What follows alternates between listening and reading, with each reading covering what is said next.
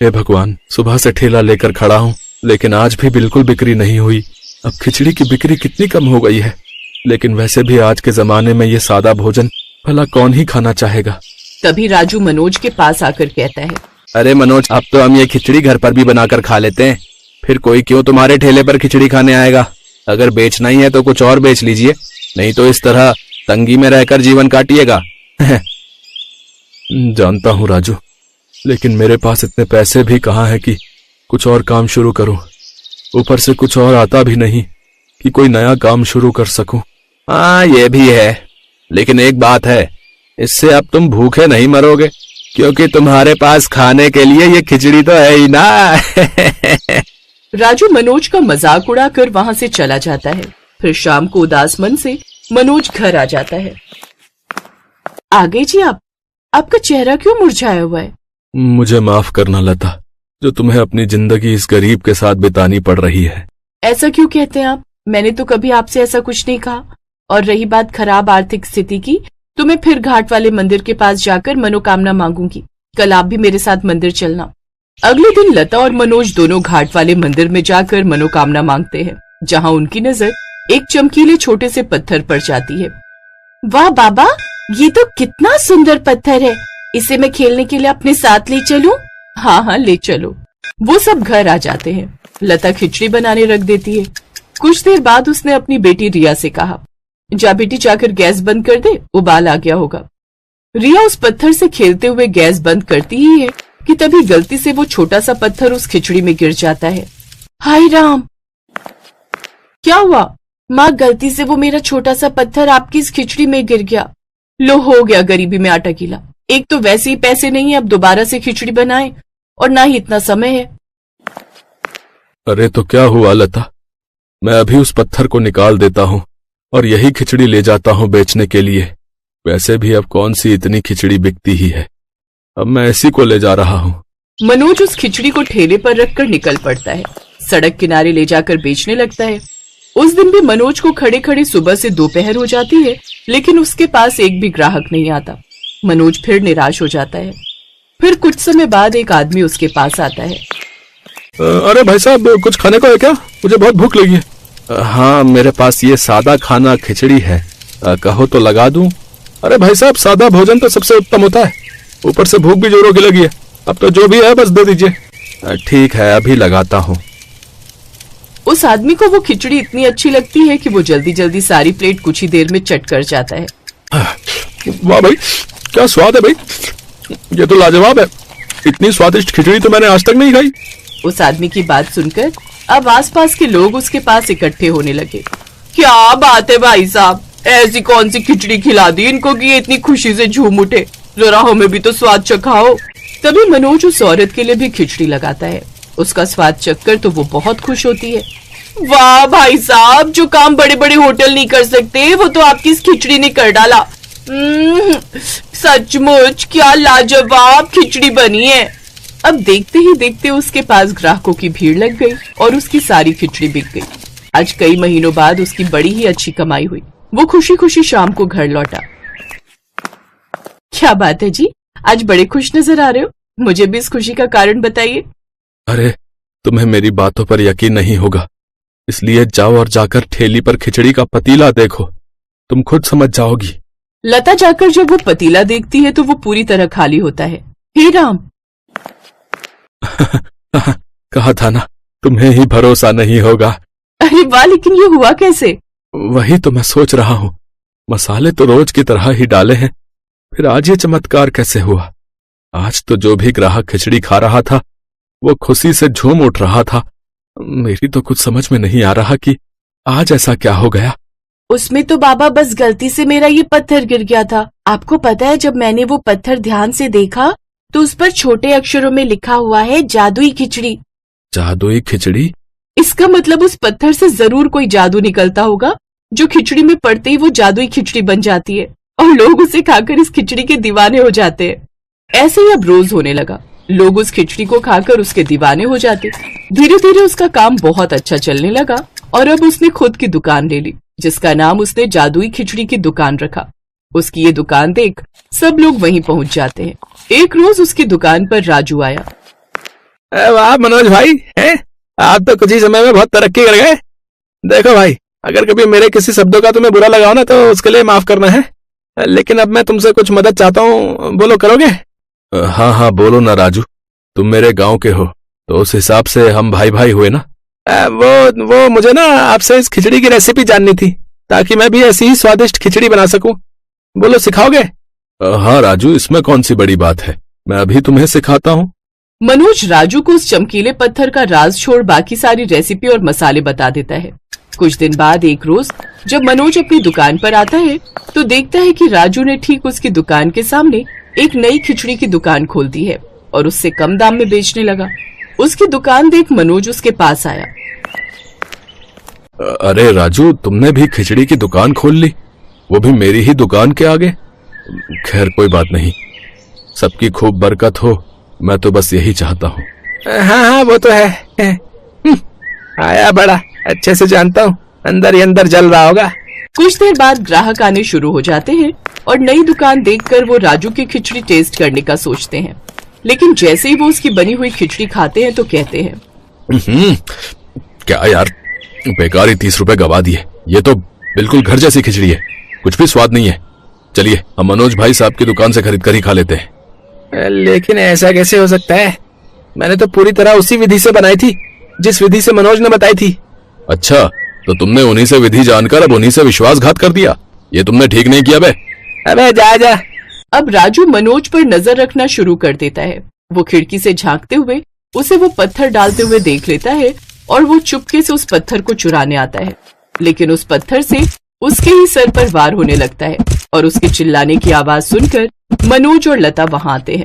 अच्छा, तो तुम ये जादुई खिचड़ी वाला पत्थर चुराने आए हो। मुझे माफ कर दो, मुझसे गलती हो गई, अब से मैं ये काम ही बंद कर दूंगा। मनोज और लता ने उसे माफ कर दिया।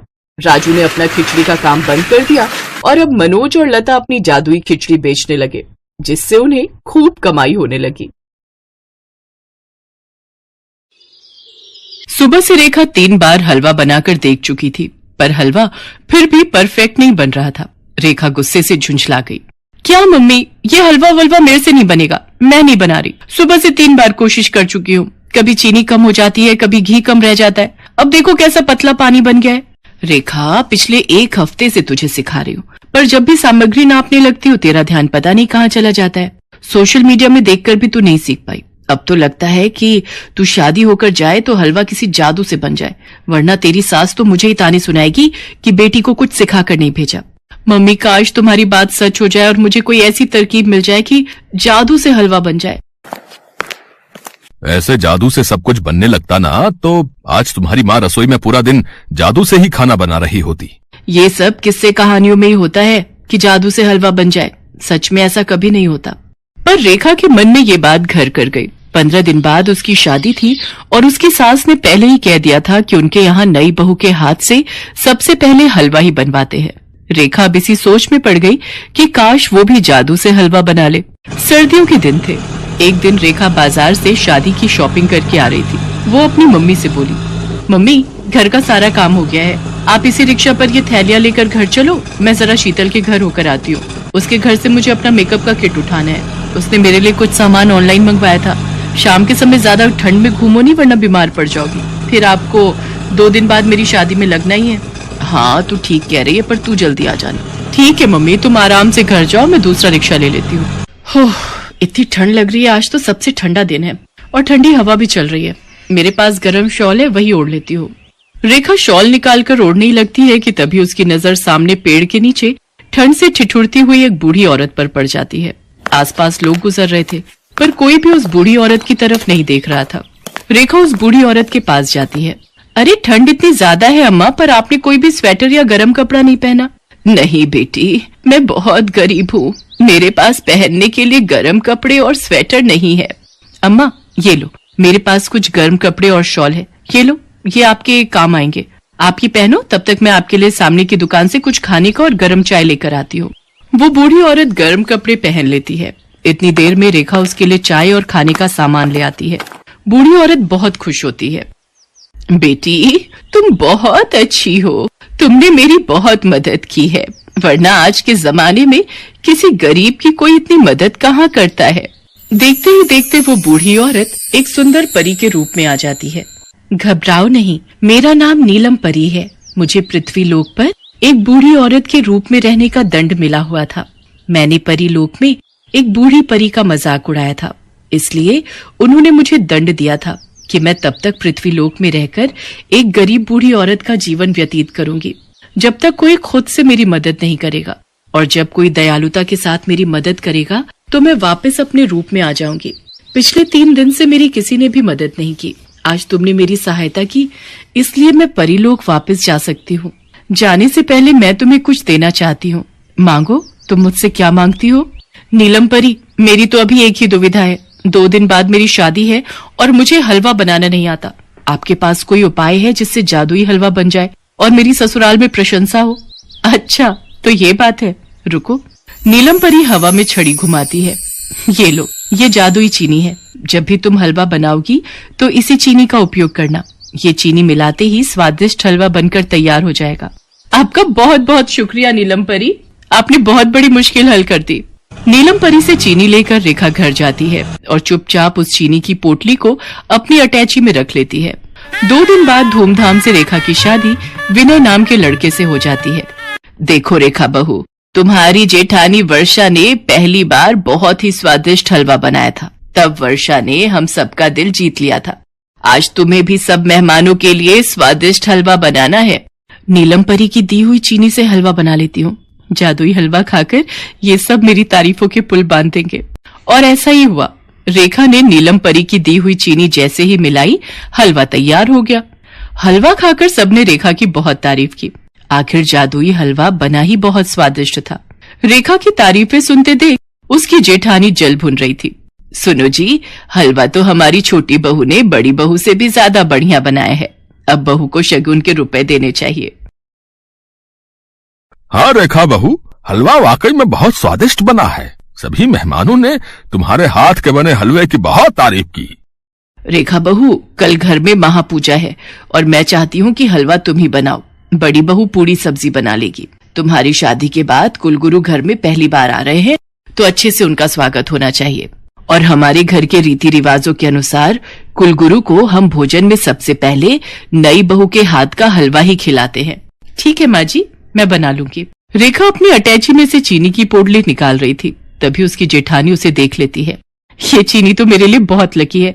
अगर ये चीनी ना हो तो मैं स्वादिष्ट हलवा बना ही ना पाऊं। वैसे मैं इस पोटली में से जितनी चीनी निकालती हूँ उतनी बढ़ जाती है। ये बहुत अच्छी बात है। ये सब नीलम परी के जादू का कमाल है। अच्छा, तो ये बात है। ये रेखा हलवे में इस चीनी का इस्तेमाल करती है, वरना इसका हलवा इतना स्वादिष्ट हो ही नहीं सकता। मैं भी देखती हूँ अब ये कल हलवा कैसे बनाती है। अगले दिन रेखा पूजा के लिए हलवा बनाने लगती है, पर जैसे ही वो अटैची देखती है, चीनी की पोटली गायब थी। वो परेशान हो जाती है। रेखा रोने लगती है। उसे कुछ समझ नहीं आ रहा था, पर उसे हलवा बनाना भी जरूरी था क्योंकि उसकी सास उसे बार बार आवाज लगा रही थी। रेखा को हलवा बनाने की आदत पड़ गई थी। वो अपनी समझ से सारी सामग्री डालकर हलवा बनाती है। कुलगुरु हलवे की बहुत तारीफ करते हैं। ये देखकर रेखा अचंभित हो जाती है। मैंने तो इस बार हलवे में नीलम परी की दी हुई चीनी डाली ही नहीं थी, फिर भी मेरे हाथ का हलवा इतना स्वादिष्ट बना था। ये कैसे हो सकता है? मैंने तो चीनी की पोटली छुपा दी थी, फिर रेखा ने हलवा पहले जैसा स्वादिष्ट कैसे बना लिया?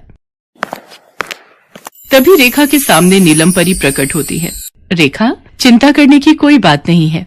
तुम्हारी जेठानी वर्षा ने चीनी की पोटली छुपा दी थी, पर तुम्हें ये ज्ञात ही नहीं कि तुमने बार बार हलवा बनाने का अभ्यास किया और तुम खुद से ही स्वादिष्ट हलवा बनाने लगी। व्यक्ति जब किसी चीज का अभ्यास करता है तो वह उस कार्य में निपुण हो जाता है। जैसे आज तुम हलवा बनाने में हो चुकी हो, अब तुम्हें मेरी दी हुई जादुई चीनी की कोई जरूरत नहीं है। नीलम परी की बातें सुनकर रेखा बहुत खुश होती है और उसकी जेठानी अपना समूह लेकर वहाँ से चली जाती है। हेलो दोस्तों, कैसे हैं आप सब? हमारी कहानियाँ देखने के लिए हमारे चैनल को सब्सक्राइब कीजिए और हाँ, बेल आइकॉन पर क्लिक करना मत भूलिएगा।